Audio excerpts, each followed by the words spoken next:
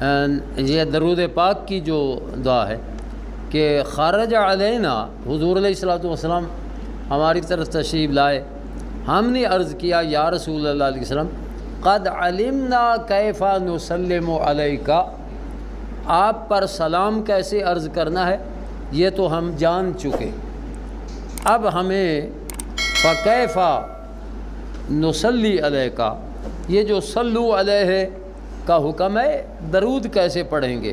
تو معلوم ہوا سلام اور ہے، دعا درود اور ہے۔ تو جب سلام کا عرض کیا کہ وہ تو ہمیں معلوم ہے، درود ہمیں بتائیے، تو حضور علیہ السلام نے فرمایا قولوا اللہم صلی علی محمد وعلی آل پر ہے نا درود، یعنی جب تک آل پر درود نہ ہو حضور پر درود مکمل ہے۔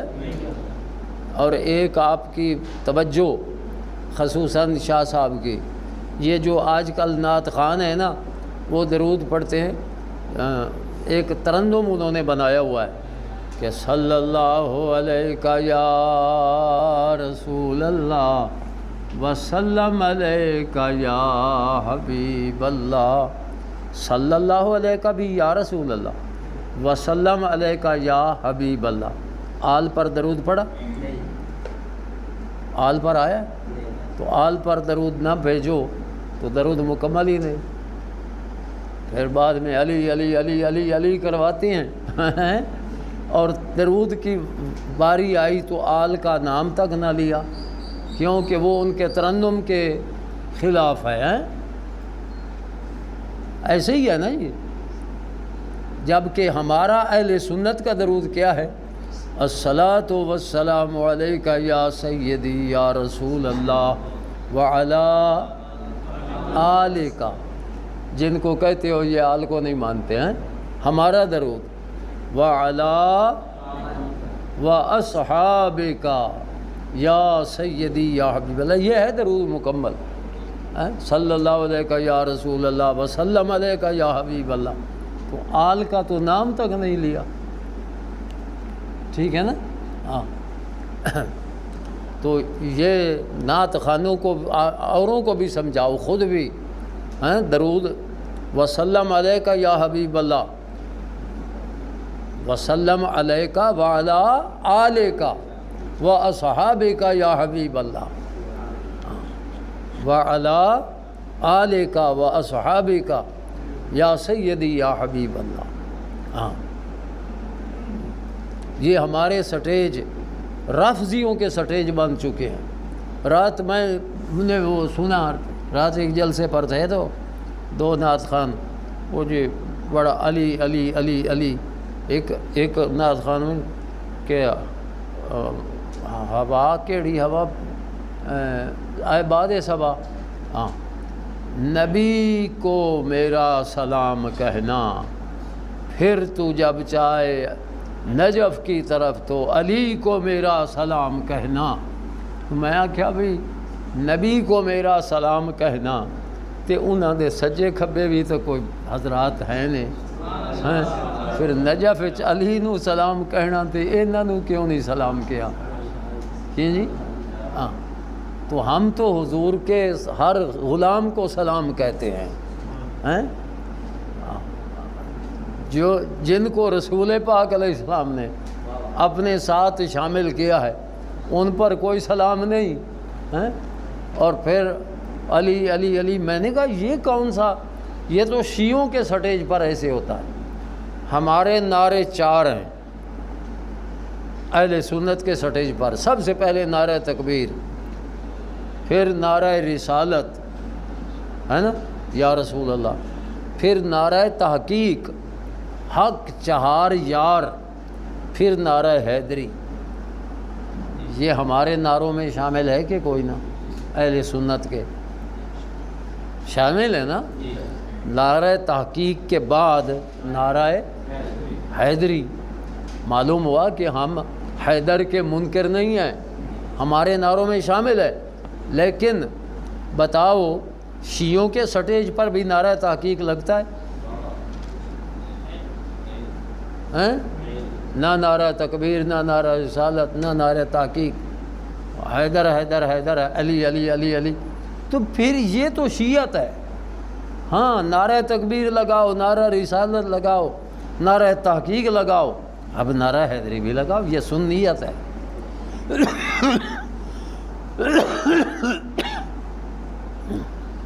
یہ جو اس طرح کے رافضی شاعر ہیں نا، اور انہوں نے دھوکے سے سنی بن کر انہوں نے یہ سارے کو علی علی، سارے کو علی علی، وہ رات بھی ایسے ہوا۔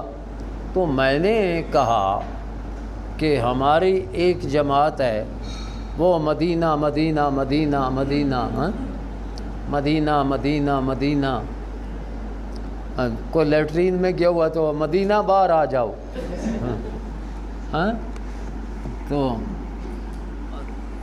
اسی طرح ایک ہوا، ایک نا ہمارے سمندری کے تھے دعا ساتھی، تو جب بھی وہ سمندری کا نام لیتے تو سمندری شریف کہتے، سمندری شریف۔ مولانا عبدالرشید صاحب رحمۃ اللہ علیہ بڑے ہمارے ماشاءاللہ حضرت محدث اعظم علیہ الرحمہ کے شاگرد اور بڑے بزرگ ہیں، تو ان کی نسبت سے سمندری شریف کہنا اچھی بات ہے۔ تو جب وہ تھے دعوت اسلامی سے بھی، تو جب مدینہ حاضری لگتی تو وہ کہتے مدینہ، حاضری لگتی تو مدینہ۔ میں نے کہا یار مولانا بتاؤ تو صحیح کہ سمندری شریف اور مدینہ مدینہ۔ میں نے کہا کہ دیکھو گولڑا شریف نا، راول پنڈی میں جائیں نا تو ایک سٹاپ پر وہ ویگنیں جو جاتی ہیں نا گولڑا شریف کی طرف، وہ پکار رہے ہوتے ہیں گولڑا گولڑا گولڑا گولڑا گولڑا گولڑا، ہے نا۔ اچھا میں نے کہا کہ ان کے گولڑا گولڑا گولڑا گولڑا 1000 بار کہنے سے یہ نہیں سمجھ آئے گی کہ یہ گولڑا شریف سے محبت کرتے ہیں، لیکن گولڑا شریف کے بزرگوں کا ایک مرید ایک بار کہے گولڑا شریف تو پتہ چلے گا کہ یہ گولڑا شریف کی تعظیم کر رہا ہے۔ میں نے کہا 1000 بار گولڑا گولڑا کہنے سے ایک بار گولڑا شریف کہہ دینا بہتر ہے، تو آپ 1000 بار مدینہ مدینہ مدینہ مدینہ۔ میں نے کہا ہمارے کبھی بزرگوں نے اکیلا مدینہ نہیں کہا، یا مدینہ منورہ، مدینہ مشرفہ، ہاں جی، مدینہ طیبہ، مدینہ شریف، مدینہ پاک، ایسے ہی ہے نا، یہ مدینہ مدینہ مدینہ۔ تو میں نے اس کو میں نے کہا کہ آپ نے جو علی علی علی علی علی، میں نے کہا ہماری بولی یہ علی علی علی نہیں ہے، ہماری بولی ہے سیدنا سیدنا علی المرتضی شیر خدا مشکل کشا کرم اللہ تعالی وجہہ الکریم۔ میں نے کہا ہم علی المرتضی کا یوں نام لیتے، تم علی علی علی علی علی، بھنگ پہ بیٹھے علی علی اور دھوئیں پہ بیٹھے علی علی، یہ کون صحیح؟ میں نے کہا ہم علی علی کرنے والے نہیں ہیں، ہم جب سیدنا علی المرتضی شیر خدا رضی اللہ عنہ کا نام لیتے ہیں، ہمارے بزرگ صدیق اکبر کا حضرت سیدنا صدیق اکبر فاروق اعظم، لیکن جب علی المرتضی کا نام آتا ہے تو مولا علی کہتے ہیں۔ تو یہ کیسے پھر ہمیں کہتے ہیں کہ جی یہ اہل بیت سے محبت نہیں کرتے، جو ادب سے ان کا ذکر کریں وہ محبت نہیں کرتے، جو بھنگ اور ایسے پلید منہ سے ان کا نام لے، اور نہ کبھی شیعہ سے آپ نے سنا ہے حضرت کہا ہو؟ علی المرتضی شیر خدا رضی اللہ عنہ سے پہلے لفظ حضرت کبھی کسی شیعہ سے سنا ہے؟ مطلب ہے کبھی حضرت، کبھی سیدنا، کبھی کرم اللہ تعالی وجہ الکریم۔ یہ کرم اللہ وجہ الکریم یہ اور کسی صحابی کے ساتھ یہ نہیں بولا جاتا، ان کے ساتھ کیوں بولا جاتا ہے؟ اور اس کا معنی کیا ہے؟ کرم اللہ، اللہ تعالیٰ عزت والا کرے، وجہہ ان کے چہرے کو، الکریم جو چہرہ کریم ہے، یہ اہل سنت کی بولی ہے۔ کرم اللہ تعالی وجہہ الکریم، اللہ تعالیٰ ان کے کریم چہرے کو عزت والا کرے۔ یہ اس لیے جو خارجی تھے نا بے ایمان، وہ حضرت سیدنا علی المرتضیٰ رضی اللہ تعالیٰ عنہ کا نام لیتے تو وہ بے ایمان بکتے تھے سود اللہ وجہہ، سود اللہ وجہہ، سود کا معنی کاڑا، ماضی کا صیغہ ہے۔ تو پھر جو اہل سنت کے بزرگ تھے انہوں نے وہ سود اللہ وجہہ کے جواب میں کرم اللہ وجہہ الکریم۔ تو ہمیں کہا جائے کہ علی المرتضیٰ سے محبت نہیں ہے، خاتون جنت فاطمہ زہرا سے محبت نہیں ہے، حسنین کریمین، ہم نے کبھی حسنین کریمین کے بغیر کبھی بولے ہیں؟ پھر سیدنا کہہ کے بولنا، حضرت کہہ کے بولنا، پھر رضی اللہ عنہ۔ تو الحمدللہ اللہ تعالی ہمیں رسول کریم علیہ الصلوۃ والسلام کے اہل بیت اطہار کے ہر فرد سے محبت نصیب فرمائے، اور حضور کے صحابہ کرام کے ہر فرد سے اللہ محبت نصیب فرمائے۔ اہل سنت ہی تو حق ہے۔ ہاں، یہ رافضیت آ رہی ہے اب عموماً ہمارے سٹیجوں پر، بالکل رافضیت، جیسے وہ رافضیوں نے کبھی حضرت نہیں کہا، کبھی دعائیہ 7 کلمات نہیں کہے، میں علی علی علی علی، اور اب ہمارے شاعروں نے، ہمارے تو نہیں ہیں تو وہ منافق، ہاں، لیکن انہوں نے، پھر ہمارے جو نعت خوان تھے، پھر ہمارے عوام وہ پیسے دے رہے ہیں۔ میں تو جہاں بھی تقریر کرتا ہوں نا ایسے لوگوں کا رد کرتا ہوں، بتاتا ہوں کہ یہ کیا کر رہے ہو تم۔ جی، ہمیں کہا جاتا ہے جی صرف ایک نعت خوان ہے، ایک تلاوت، ایک نعت خوان، پھر تھوڑی تقریر شروع۔ تو رات پہلے تقریریں ہوتی رہیں، ہم کھانا کھا رہے تھے تو فون پہ فون، آ جاؤ جی ہوں نعت خوان ہو گئے۔ پھر میں گیا ہوں تو 3 نعت خوان، تینوں میں پہلا یہ آخری نعت خوان ہے، پھر دوسرا یہ آخری نعت خوان ہے، پھر تیسرا یہ آخری نعت خوان ہے۔ میں نے کہا یہ آخری تو نہ، 3 آخری تو نہیں نا، 3 کو تو آخرین کا ہونا۔ پھر کیا بلا تاخیر، ہاں بلا تاخیر اب بیان شروع ہوتا ہے، ہاں بلا تاخیر۔ میں نے کہا کہ اب 2-2.5 گھنٹے میں بلا تاخیر خطاب کروں نا تو فجر کی نماز قربان ہو جائے گی۔ اللہ تعالیٰ حق مذہب۔ پھر میں نے کہا کہ وہابی تقریر کرتے ہیں نا، انہوں نے عشاء کی نماز پڑھی، ایک تلاوت کی یا نہ کی، نعت شریف تو انہوں نے پڑھنی ہی نہیں نا، کوئی حمد کے 2 شعر پڑھ لیں گے، پھر شروع تقریر۔ وہ مولوی ان کے آیتیں پڑھتے ہیں، اگرچہ ترجمہ تفسیر غلط کرتے ہیں، ترجمہ تفسیر غلط کرتے ہیں، لیکن عوام کو تو کوئی پتہ نہیں غلط کر رہے ہیں یا صحیح، وہ تو قرآن کی آیتیں سن رہے ہیں۔ ادھر ہمارا نعت خوان تیڑیں لگا رہا ہے، اعلیٰ حضرت نے یہ فرمایا، سلطان باہو نے یہ فرمایا، فلاں بزرگ نے یہ فرمایا۔ میں نے کہا یہ بتاؤ، ادھر وہ قرآن پڑھ رہے ہیں، ادھر قرآن کے مقابلے میں اعلیٰ حضرت کی بات کوئی مانے گا؟ سلطان باہو کی کوئی بات مانے گا؟ وہ کہتے ہیں ہم لوگوں کو قرآن سناتے ہیں، یہ لوگ راگڑیاں سناتے ہیں، اس کا کیا جواب ہے تمہارے پاس؟ پھر میں نے کہا جتنے دیوبندی وہابی ہمارے میلاد منانے پر اعتراضات کرتے ہیں، کسی ایک اعتراض کا جواب آپ کو ملا ہے؟ مجمع سے میں نے پوچھا، جی نہیں. میں نے کہا وہ جواب کس نے دینا ہے؟ اور آپ اب 3-4 گھنٹے ہو گئے بیٹھے ہیں، اب آپ تھک چکے ہیں، میں جواب دوں گا آپ اپنے درد کو دیکھیں گے یا میرے جوابات کی طرف توجہ کریں گے؟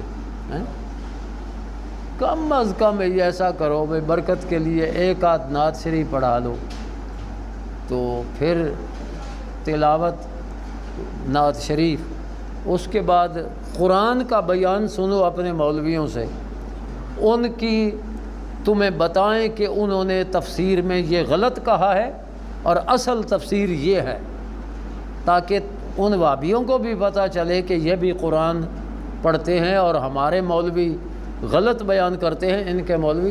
کسی وہابی کو آ جائے ہدایت.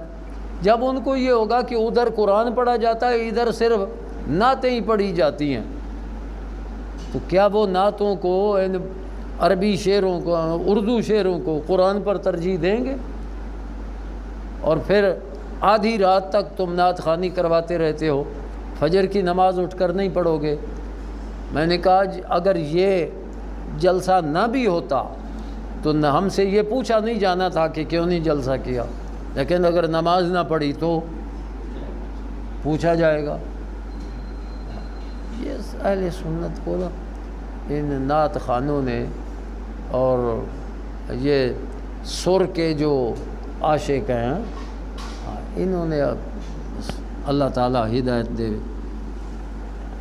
شاہ جی عالم دین بنو، لوگوں کو جس ترنم سے آپ شعر سناتے ہو اسی ترنم سے آپ قرآن سناؤ، آپ حدیث سناؤ. ہاں یہ نعت خوانی یہ ٹھیک ہے، نعت خوانی اچھی بات ہے لیکن ایک حد تک، اور کسی بھی شاعر کا بہترین سے بہترین کلام قرآن کے برابر ہو سکتا ہے، حدیث کے برابر ہو سکتا ہے. تو پھر تو ہم تو ان علماء کے شعر تو پڑھتے ہی نہیں ہیں نا جو اچھے شاعر تھے. ہم تو اب ان رافضی قسم کے شاعروں کے شعر پڑھ رہے ہیں، گانے کی طرز پہ پڑھ رہے ہیں. بہرحال یہ بات ادھر چل پڑی. ہاں جی شروع فرما. کیفا نسلم علیکا، صحابہ کرام کہتے ہیں کہ جی قد علمنا، ہمیں یہ پتہ چل چکا ہے کہ سلام کیسے عرض کرنا ہے. فکیفا نصلی علیکا، درود شریف بتائیے کیسے پڑھیں. فرمایا قولو اللہم صلی علی محمد وعلی آل محمد. یہ بخاری میں بھی ہے، یہ مسلم میں بھی ہے، سیاستہ کی ہر کتاب میں یہ ہے. اب جب وہابی درود ابراہیمی کہتے ہیں، درود ابراہیمی کہتے ہیں، کبھی آپ نے کسی سے سنا ہے یہ جواب دیا ہو کہ بھائی درود ابراہیمی تو صرف درود ہے نا، سلام تو ہے نہیں. اور ہمیں قرآن میں حکم ہے صلو علیہ سلمو، سلام بھی کہو. تو درود تو پڑھتے ہو، سلام کیوں نہیں کہتے ہو؟ افتؤمنون ببعض الکتاب وتکفرون ببعض. چلو میں نے تو آپ کو بار بار یہ بتایا، کہیں اور سے بھی آپ نے یہ سنا ہے؟ تو پھر یہ کیوں ایسی سستی ہے؟ جی اللہ اکبر.